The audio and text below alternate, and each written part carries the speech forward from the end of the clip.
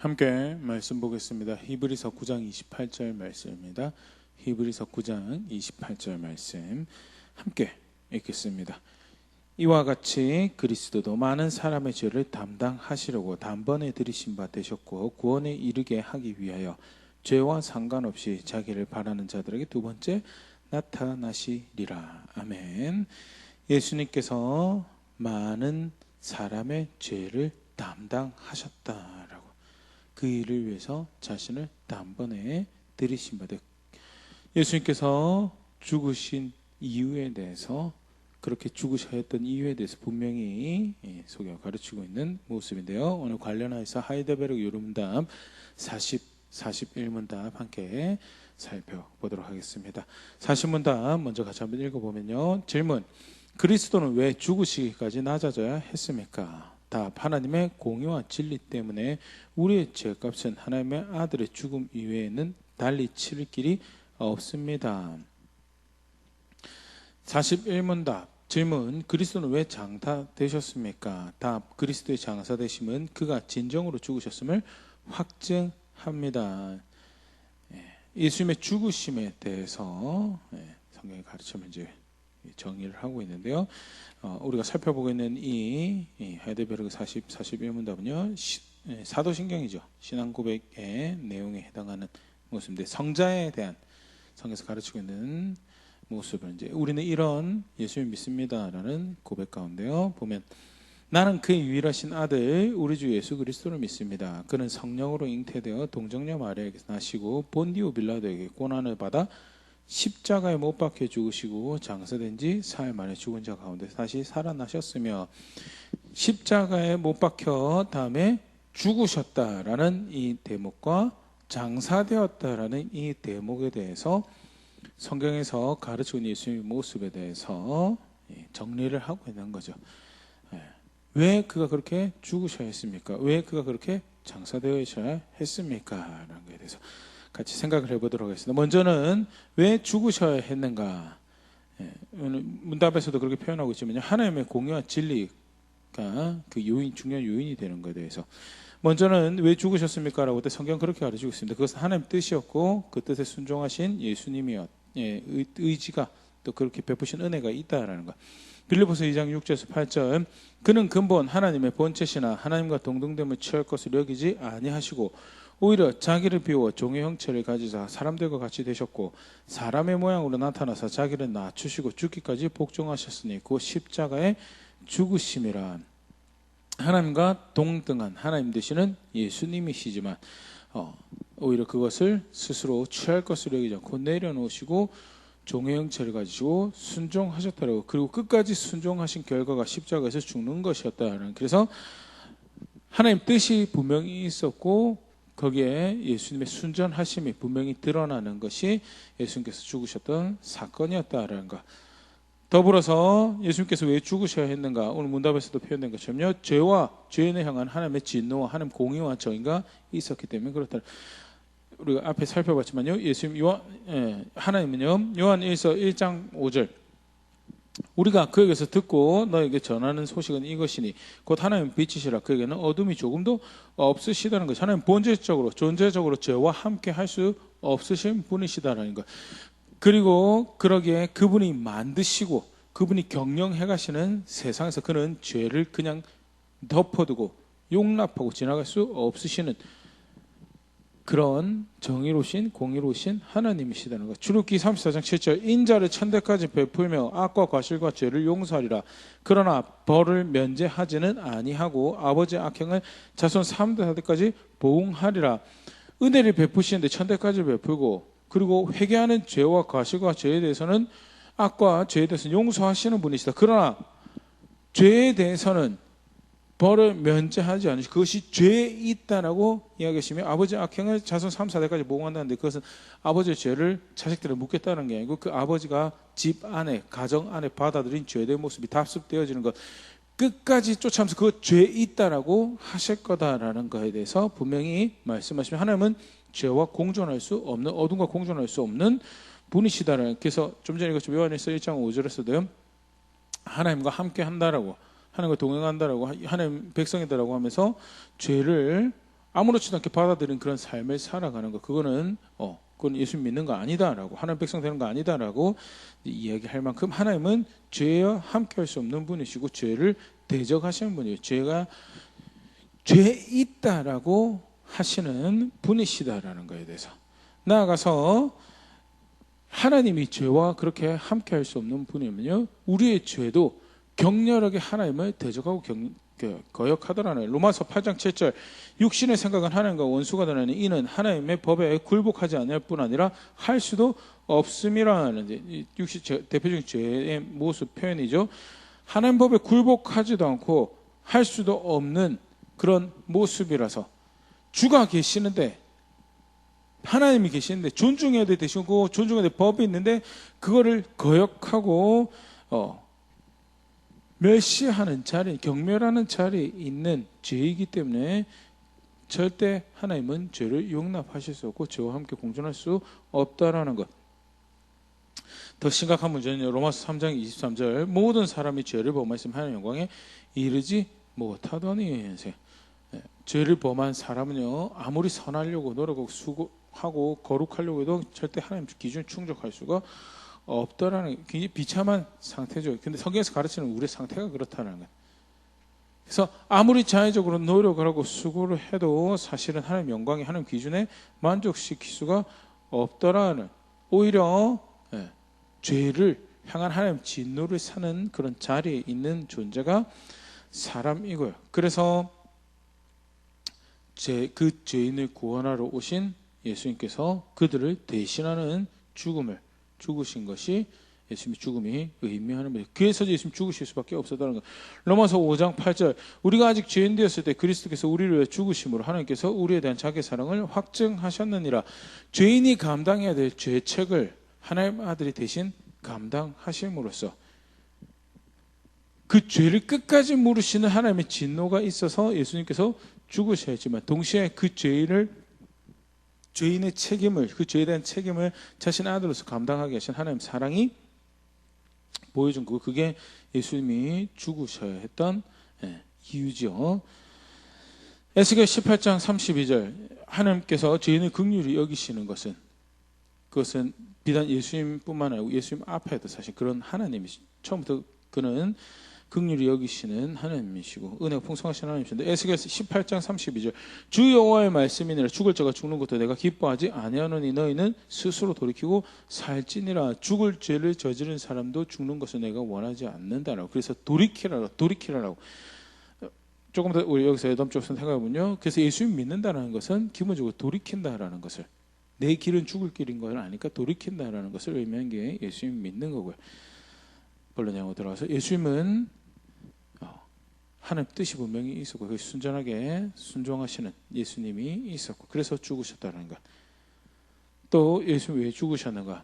죄인을 향한 분명한 진노가 있기 때문에 그 죄의 책임을 끝까지 물으시도록 높은 위대하고 숭고한 정의와 공의를 하나님이시기 때문에, 그래서 죄인에게 책임을 끝까지 물으셨고, 죄인은 아니시면 그 죄인의 자리를 대신하신 예수님께서 그렇게 죽으셨다는 것. 더불어서 예수님이 그렇게 죽기까지 낮아지신 것은 그 방법 말고는 그 죄인들을 건져낼 수 있는 방법이 없어서 하나님께서 그 죄인들의 죄를 아들이 감당하도록 하셨고, 그 아들이 대신 감당하심으로 죽으실 수밖에 없었다라는 것.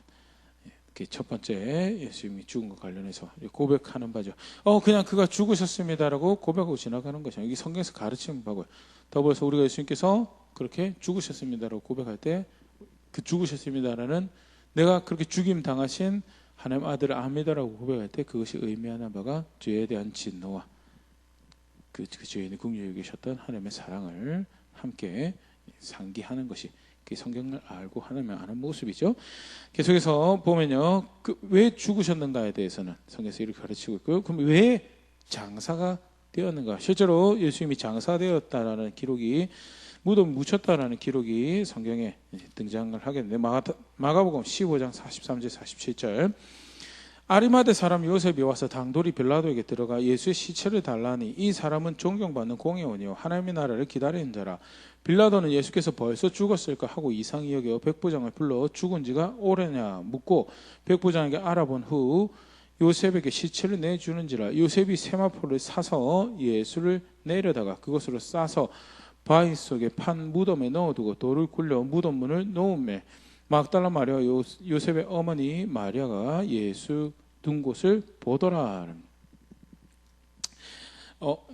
예수님께서 장사되었다라는 부분은요, 예수님께서 무덤 묻히셨다라는 것은 분명히 성경에서 가르치고 있는 바죠. 그럼 그것이 의미하는 바가 뭔가? 오늘 읽었던 지금 방금 읽었던 마가복음 15장에서 분명히 얘기했죠. 예수님 무덤에 묻혔다는 것은 무엇이 확인됐다는 거예요? 그 죽음이 분명하게 확인되어야 되고 그런 완전한 죽은 상태였다라는 것을 이야기를 하는 것이 예수님께서 장사되었다는 것. 로마 군인에 의해서 형을 집행한 로마 군인에 의해서 확인이 돼요. 예수님의 사랑하는 사람들에서 그것이 확인돼서 그래서 예수님이 무덤에 묻히게 되었다, 장사되었다라고. 흥미롭게도 사도신경 안에 이 부분을 조금 더 강조하는 표현이 있죠. 이 한국 사도신경 번역본에는 그것이 이제 생략이 되었는데요. 라틴어에 어떤 표현이 들어가냐면 descended ad inferos라는 그런 표현이 들어갑니다. 인페로스로 내려가셨다, 지옥으로 내려갔다라고 쉽게 말해서 직역을 하면 그렇게 되는데요. 영역 번역 중에서도요, 이것을 포함하는, 특히 이제 캐톨릭 천주교 쪽에서는 이 표현을 자기들 신학의 뒷받침으로 사용하고 그렇게 즐겨 사용하는데요. He descended into hell이라고 지옥으로 내려가셨다라는 그런 표현을 이제 사용을 합니다. 근데 영어에서도 생략하고 있는 버전들도 많이 존재를 하고요. 라틴어 버전 중에서도 생략하고 있는 버전들이 많이 있고요. 한국에서는 그것을 받아들이지 않는데, 그러면 왜 이것이 생략됐는가를 먼저 조금 생각을 해보면요. 지옥에 내려가셨다라는 표현이 1차적으로 성경에 구체적으로 등장하고 있지 않다라는 것. 사실 사도신경을 우리가 쭉 살펴보면 성경에서 가르치고 있는 것이 이렇게 표현되어졌다는 것. 그래서 우리가 이것을 우리의 성경적 신앙 고백으로 활용할 수 있는 부분에서 우리가 살펴보고 성경에서도 가르치는 바를 확인하는 중요한 도구로서 우리가 사용을 하고 있는 건데요. 근데 정작 예수님께서 지옥에 내려가셨다라는 표현은 성경에 등장하고 있지 않다라는 것이 첫 번째고, 두 번째, 이 표현을 사용할 경우에 그럼 지옥에 내려가신 이유가 뭔가에 대해서 성경은 가르치고 있는가?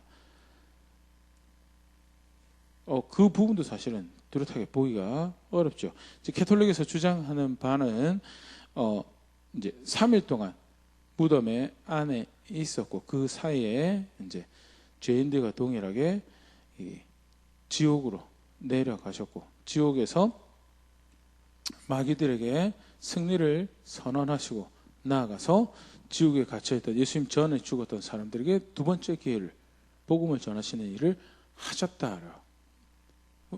성경에서 가르치고 있는 신학과 우리가 알고 있는 보수적이고 정통적인 성경적에서 가르친 신학과 좀 다른 내용을 이야기를 하죠.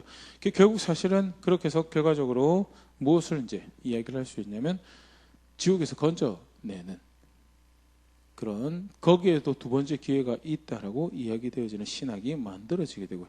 그러면 일반 지옥과는 조금 다른 형태의 지옥이 필요한 거고, 그래서 연옥이라는 교리도 거기서 자리를 잡게 되는 그런 정황을 볼 수 있는 거예요. 그래서 오히려 교회의 유익보다는 해가 더 많겠다라는 이해에서 생략을 하고 중략을 하는 그런 과정이 있었는데요. 또 이제 표현상에서 오해가 발생할 수 있는 부분에서 조금 더 보면요. 디센타드 인페로스라고 할 때 이 인페로스라는 단어는 이제 헬라어의 하데스를 번역할 때 사용하는 단어입니다. 근데 이 인페로스 하면 지옥이라는 뉘앙스가 강하고, 네, 하데스도 사실 그런 의미가 있죠. 근데 하데스도 그렇고 인페로스도 그렇고 단순히 지옥만 의미하지 않고 훨씬 폭넓게 번역되어 사용되어지는 단어다라는 것이 학자들의 이야기고요. 아까도 이야기했던 그 인페노스로 번역되는 하데스라는 단어는 어떻게 번역되었는가? 마태복음 16장 18절, 또 내가 너에게 이르노니 너는 베드로라. 내가 이 반석 위에 내 교회를 세우리니 음부의 권세가 이기지 못하리라. 여기 이제 음부가 인페로스 또는 하데스로 표현되는 단어인데요. 그럼 여기 지옥이라는 단어를 집어넣어서 해석 이해를 해보면요, 예수님께서 베드로에게 말씀하십니다. 주는 그리스도의 살아계신 하나님을 고백하는 그 예수 그리스도 하나님 아들로 하는 그 고백 위에 내가 내 교회를 세울 것인데 지옥의 권세가 너희를 이기지 못할 것이다. 근데 사실은 그럴싸해 보이긴 하지만 좀 이상한 표현이거든요. 왜냐하면 지옥은 벌 받는 곳이거든요. 지옥은 권세를 가지고 있지 않아요. 죄인을 벌하시는 장소지. 그것이 권세를 가지고 막 이렇게 권위를 가지고 막 행동하고 하는 그런 이 대상으로 성경에서 가르쳐주고 있지 않다면, 그러면 여기서 말하는 음부는 뭘 의미하는가라고 할 때 학자들이 할 때 여기서 말하는 음부는 지옥을 의미하는 표현보다는 죽음을 의미하는, 사망을 의미하는 표현으로, 그래서 죄와 사망의 권세, 이제 그걸 의미하는 거죠. 그 죽음의 권세가 이 교회를 어떻게 하지 못할 것이다. 왜? 죽음을 이기시고 승리하신 예수님을 주라고 믿기 때문에. 죽음을 이긴 승리가 확인이 되어지고 보장이 되어진 교회를 어떻게 죽음이 좌지우지하겠다고 할 수 있겠느냐, 그런 측면에서 이해가 되는 표현이고요. 분명한 것은 여기서 하데스랑 인페로스라는 표현을 지옥의 의미로 사용한 게 아니고 죽음의 의미로 사용한 거예요. 동일한 모습을 또 하나 보일 수 있는 게 창세기 37장 35절 히브리어로 쓰였던 성경인데, 이건 이제 라틴어로 번역하는 과정에서요. 그의 모든 자녀가 위로하되 그가 그 위로를 받지 아니하여 이르되 내가 슬퍼하며 수월로 내려가 아들에게로 가리라 하고 그의 아버지가 그를 위하여 울었더라 하면서, 수월로 내려, 여기 수월이 이제 헬라어로 번역될 때 하데스라고 번역되고 라틴어로 번역될 때 인페로스라고 번역이 된 이제 그 히브리어에서 음부라는 것을 지칭하는 표현인데요. 지옥을 의미하는가? 야곱이 그러면 요셉의 죽음 앞에서 내가 지옥으로 내려가서 아들에게, 그럼 본인 아들 지옥에 있다고 생각하고, 절대 그게 아니죠. 여기서 수월은, 여기서 인페로스는 지옥이 아니라 죽은 자의 세계 또는 죽음을, 수월로 내려가는 죽음을 의미하는 거죠. 그래서 여기서도 인페로스가 지옥이라는 단어 표현으로 의미로 사용되지 않고 있다라는 것, 성경에서 보일 수 있고요. 이 죽은 자의 세계에 좀 가깝겠죠. 더불어서 요한계시록 1장 18절 곧 살아있는 자라 내가 전에 죽었었노라 볼지어다 이제 세세토록 살아있어 사망과 음부의 열쇠를 가졌노니. 여기서 또 음부라는 하데스라는 단어가 사용되고 인페로스라는 단어가 사용되고, 여기서 음부는 뭐냐? 앞에 죽음이라는 단어가 이미 표현이 되어 있죠. 그러니까 죽음을 의미하는 것, 죽음과 죽음의 열쇠를 가질 때는 좀 이상하고요. 죽음으로써 이 권력을 가지고 좌지우지하는 것에 대해서, 근데 거기에 대한 열쇠를 가지고 예수님께서 그 권위를 가지고 계셨다라는 표현이고요. 그러면 여기서 말하는 음부는 뭐냐? 지옥의 권위를 가지고 있으니까 그런 표현도 되지만, 조금 더 자연스럽게 학자들이 여기서 말씀하시는 음부는, 만약에 그 계시록 후반부에 뒤편에서 불못도 나고 진짜 지옥이란 표현이, 지옥에 대한 묘사가 등장하고 난 다음에 음부면 이제 지옥이라는 이제 표현으로도 생각을 할 수 있겠지만, 죽음과 유사한 의미의 대상으로 여기고, 그래서 여기서는 죽은 자들의 세계, 죽은 자들이 머무는 곳 정도 등으로 이제 학자들이 이해를 합니다. 이 음부란 단어, 인페로스에 대해서. 이 역시도 형벌받는 장소였어요. 지옥으로서의 장소를 생각하는 게 아니고요. 죽은 자들이 있는 세계, 죽은 자의 세계죠. 그러니까 사실은 산자들의 세계에서 볼 때는 멀고 어떻게 할 수 없는 불가능적인 그런 세계라 여겨지지만, 그 죽음과 죽은 자들에 대해서 권위를 가지고 있는 그것을 열쇠라고, 그러니까 열고 닫고, 그러니까 쉽게 말해서 생과 사의 주인이다라는 표현을 사실 하시는 건데, 그런 뉘앙스로 읽으면요, 절대 여기서도 음부가, 인페로스가 지옥으로 해석되고 있지 지옥이라는 의미로 사용되고 있지 않다라는 것. 그러면 인페로스가 아예 지옥이라고 사용되지 않는 거 아닙니까? 라고 할 때 누가복음 16장 23절 같은 경우는 이때는 지옥이죠.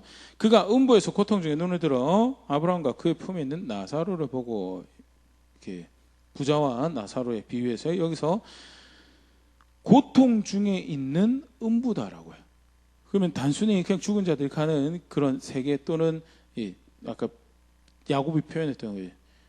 또는 죽음으로 표현된 세계가 아니고 죽고 난 후에 고통 가운데 있는 세계, 지옥이죠. 형벌 가운데 있는 것. 그래서 이때는 지옥이라는 표현으로 이 음부를, 이 하데스 또는 인페로스를 그렇게 이해합니다. 다시 디센타드 인페로스라는 표현으로 돌아와서요.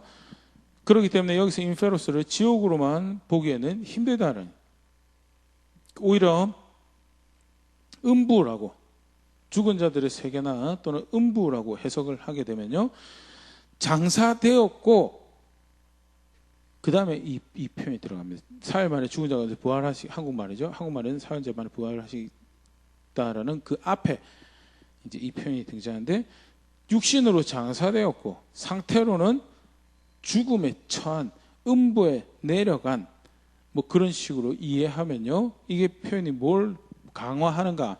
앞에 죽으시고 장사되었다라는 것에 완전히 그렇게 이 산자로서의 이 시간이 끝났음을 강화하는 표현이고 보강하는 표현으로 이 표현을 볼 수 있고, 그런 측면에서는 사실은 사도신경을 이렇게 이해하고 활용할 때 충분히 이 보수 신학에서도 활용할 수 있다고 생각되어집니다.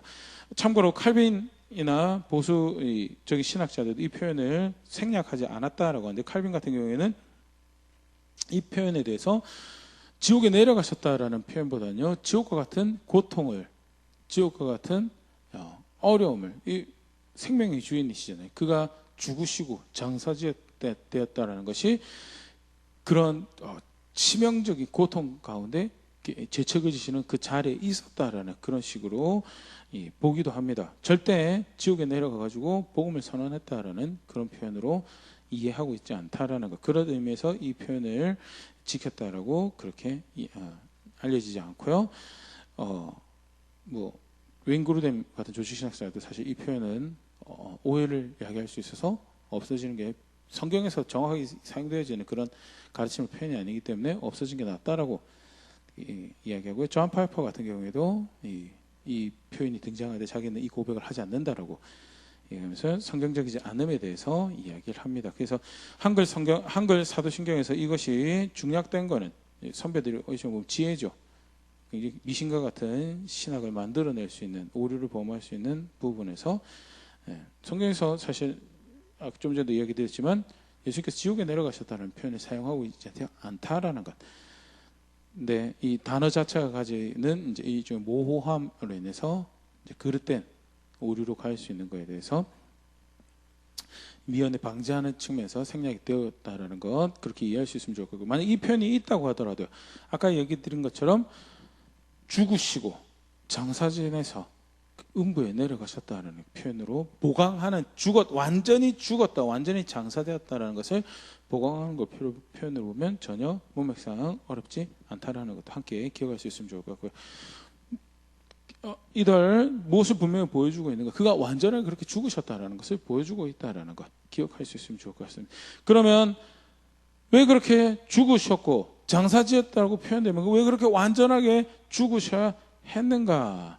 다시 한번 더 분명히 보여주죠. 그가 그렇게 온전하게 죄책을 감당하셨다. 죄의 삭은 사망. 영원하신 하나님 앞에서는 자기의 생명으로 죄의 삭을 지지 않는 이상은 그럼 이제 끝나는 거잖아요. 망하는 거잖아요. 다시 기회가 없는 거죠. 그래서 하나님께서 사람들을 긍휼히 여기셔서 하나님 아들의 죄의 대속의 제물로 우리에게 주신 거고요. 베드로전서 2장 24절, 친히 나무에 달려 그 몸으로 우리 죄를 담당하셨으니 이는 우리로 죄에 대하여 죽고 의에 대하여 살게 하려 하심이라. 그가 채찍에 맞음으로 너희는 나음을 얻었나니. 나무에 달려 그 몸으로 우리 죄를 담당하셨다. 완전히 그가 담당하셨다라는 것을 무엇을 보면 그가 완전하게 죽으셨다라는 것 안에서 더욱더 그것이 강화되어야 되고 보강되어지고, 그래서 그가 우리의 죄책을 다 담당하셨다라는 것은 우린 더 이상 그 죄에 대해 그를 믿음으로 의지할 때 그 죄에 대한 책임을 지는 자리에 오늘 혹은 어떻게 내 노력으로 그 죄의 책임을 져볼까 하는 그런 어리석은 발상 가운데 있지 않아도 된다라는 것. 더불어서 베드로전서 2장 24절 계속 표현을 하죠.